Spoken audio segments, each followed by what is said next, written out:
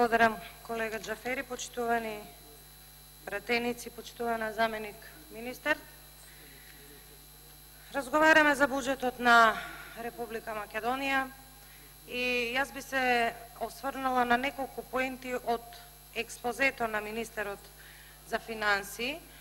Имено тој во неговиот говор како клучни приоритети ги кажа прво и пред се НАТО и Европската Унија, едно 10 пати ги спомна, и тука сакам да кажам дека членувањето во НАТО нема да донесе пари на граѓаните, онака како што вие велите, а пак за членството за Европската Унија, да, се согласувам дека доколку такво нешто се случи, односно почетокот на преговорите ќе се создадат услови за повеќе странски инвестиции и така натаму, но тоа мора веќе и сами на себе да си признаете, е многу далеку, бидејќи Европската Унија не бара само смена на името, на која што вие сте фокусирани исклучиво и само на тоа, и само на таа тема, туку Европската Унија бара реформи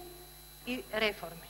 Реформи на кои што вие, не само вие како Министерство за финансии, туку генерално како влада треба и мора да се зафатите.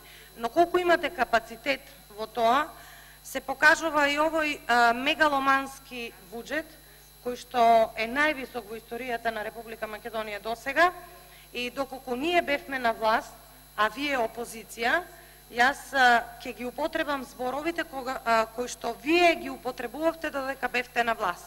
Криминален буџет, пари за фамилијата и така натаму и така натаму. Значи, истата реторика слободно можеме и ние сега да ја користиме, бидејќи од овој буџет може да се види дека овој буџет не е развоен, туку има карактеристика на социјален, што ми дава за право да предпоставам или да тврдам дека е наменски скроен, затоа што следната година е изборна година.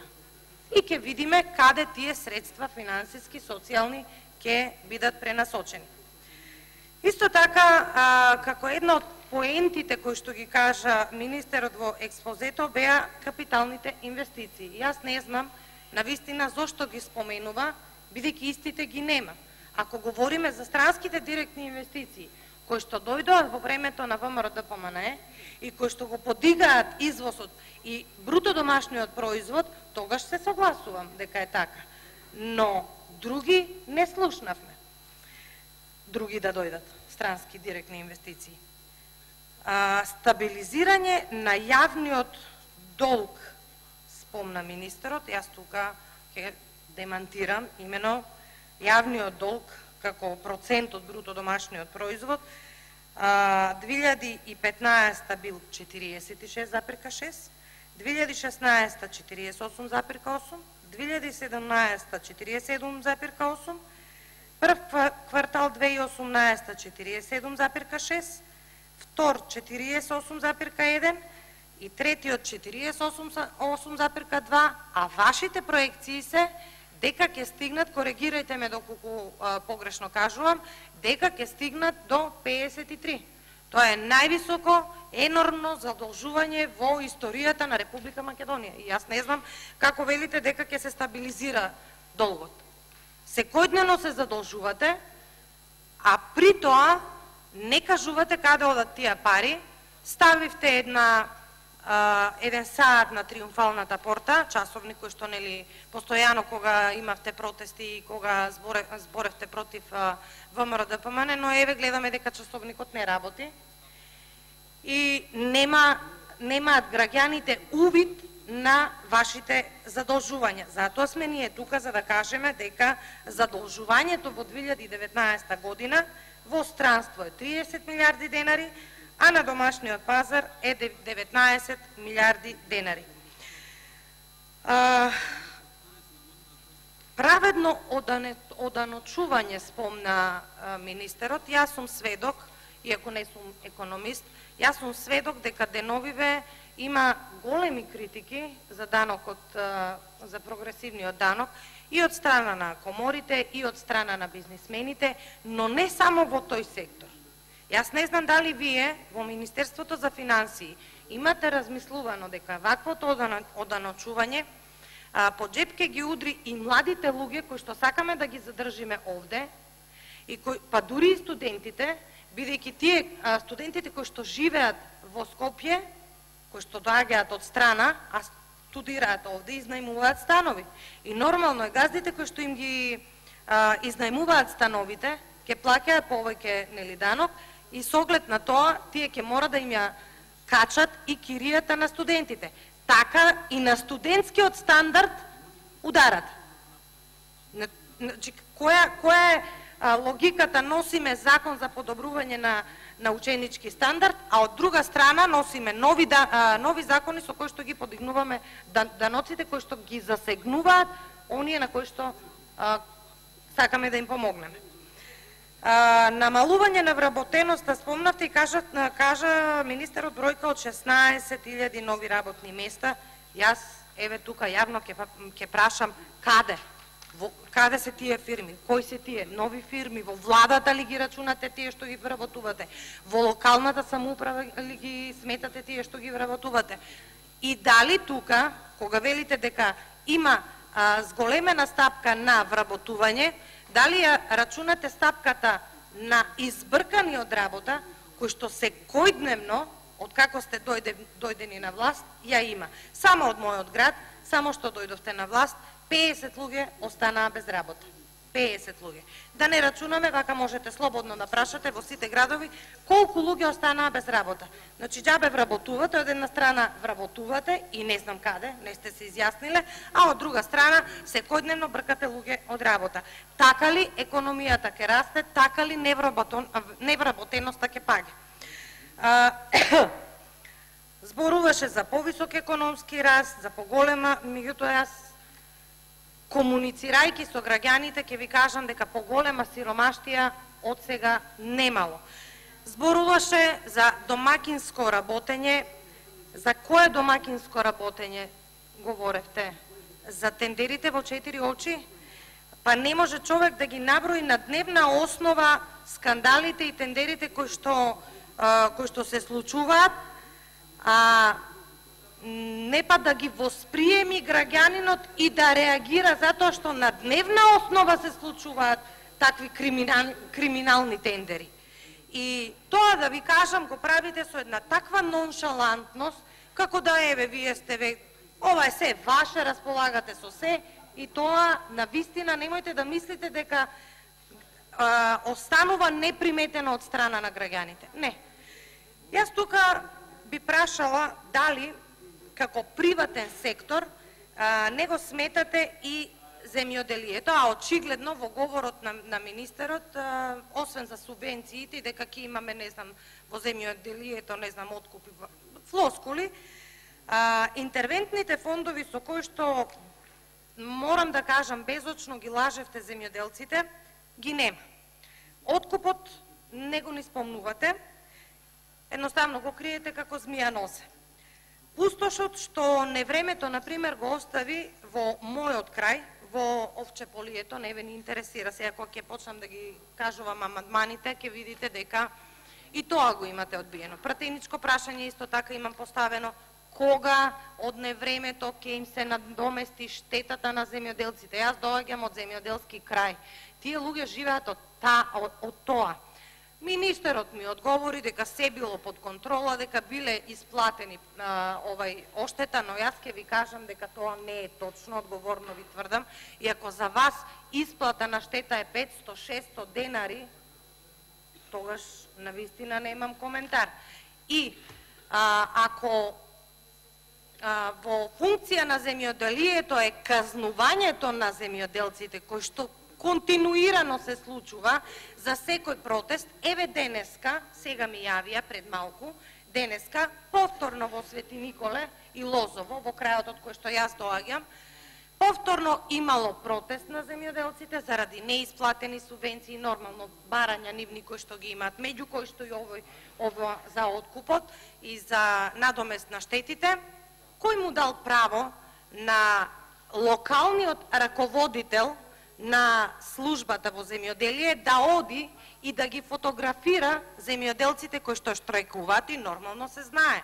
Првата казна беше, кога првиот пат штрајкуваа, првата казна беше веднаш да им се пратат инспекции на терен и да ги казнат и да им ја одземат канцеларијата која што ја имаат. Денеска, еве соопштувам на целата македонска јавност, дека денеска кога штрајкуваа земјоделците, пратен бил, се знае од кого може да биде пратен, од оној министер кој што само брка од работа. Пратен бил началникот на подрачната единица за земјоделие и ги сликал, ги фотографирал земјоделците кои што си го бараат заслуженото, затоа што вие кога доаѓавте и им ветувавте, никој не ве тераше да им ветувате тоа што вие не можете да го испорачате. Интервентни фондови и така натаму. Па како, јас не знам како кога ќе дојдете сега за председателските избори, бидејќи така доаѓате во мојот крај, се доаѓа така за време на избори. Како мислите повторно да им ветите, нема проблем, ќе биде, се ќе биде средено. Знаат, веќе видоа дека не им ги исплаќате субвенциите.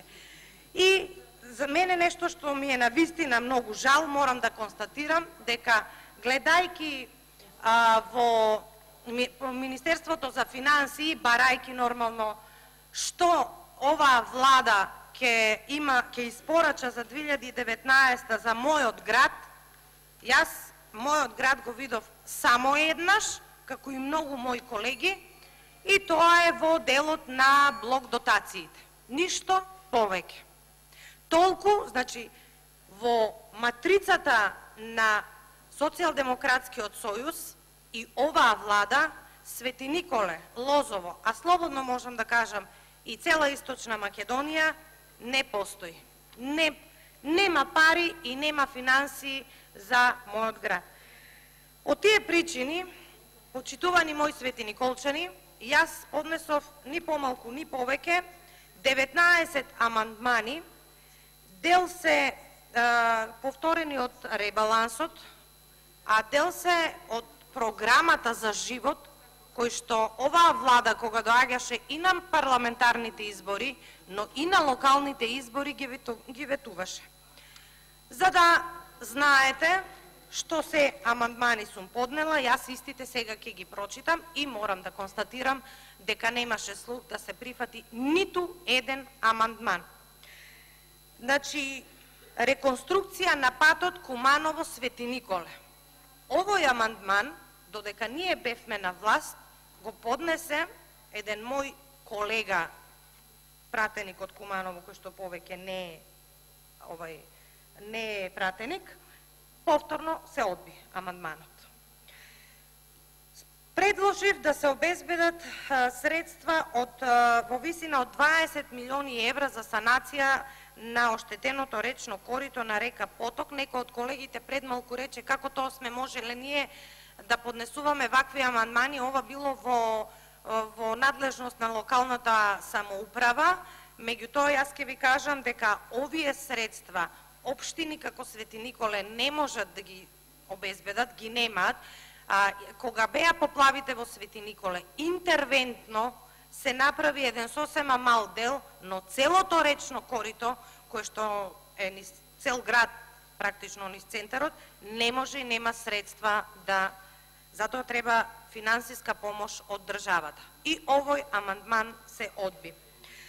Побарав средства во висина од 18 милиони евра за исплата на штетите од елементарната непогода за земјоделците во Свети Николе, и тоа се одби, и еве тие денеска штрајкуваат.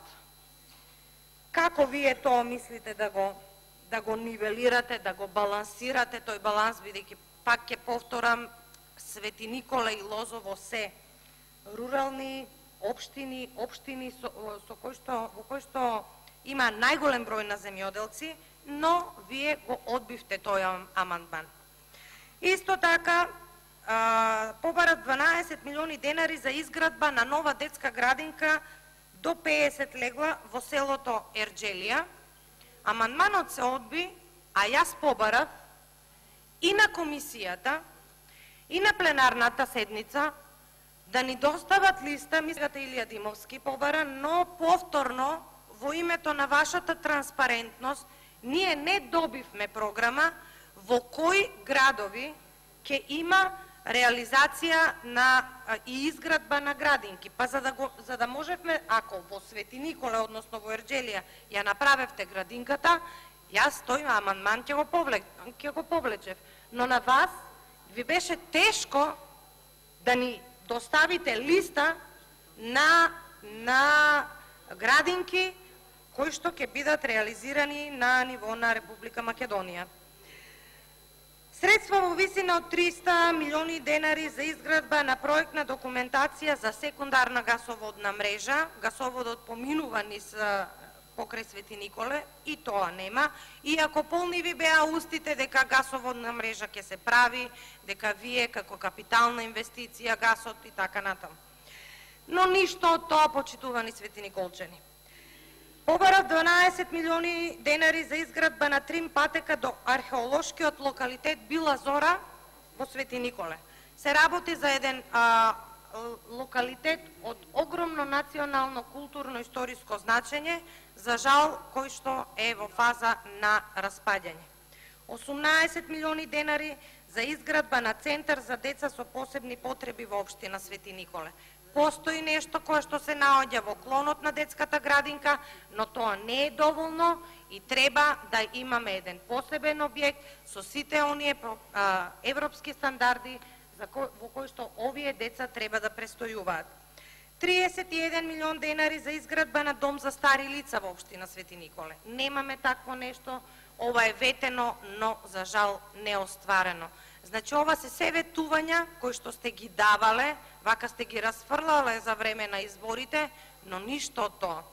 6 милиони денари за изготвување на проект и конзервација на досега истражените и содржини на археолошкиот локалитет Била Зора во Свети Николе. Ништо од тоа, ќе се распаѓа. Еден од најстарите локалитети во Република Македонија. 4 милиони денари за изградба на покривна конструкција на детската градинка Рахелка Гонева во општина Свети Николе. Нема. 97 милиони денари за изградба на цевковод од хидросистемот Злетовица да се снабдуваат селата Мустафино, Ерџелија, Кадрифаково, Пеширово, Црнилиште, Анзибегово со опција за снабдување на општина Лозово. Ништо од тоа. 6 милиони денари за изведба на канализациона мрежа во село Пеширово.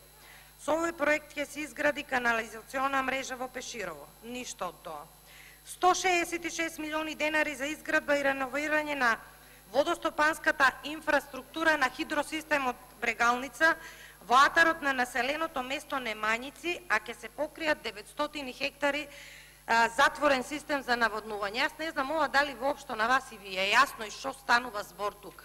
900 хектари плодна земја која што не е наводнета, а ние сме една од поголемите житници во Република Македонија. Република Македонија треба самата на себе да си произведува храна и ние вакви системи за наводнување мора во приоритетите да ги ставиме. Ние кога говорам како држава. Ова беше започнато, се направи проект и овој проект требаше да се изгради, бидејќи навистина е голем и капитален, до 2021 година никој не му обрна внимание. Зошто? Затоа што се работи за земјоделците во Свети Николе. Толку внимание ве обрнуваат, почитувани земјоделци. 9 милиони денари за изградба на канализација во село Мустафино. Ништо од тоа.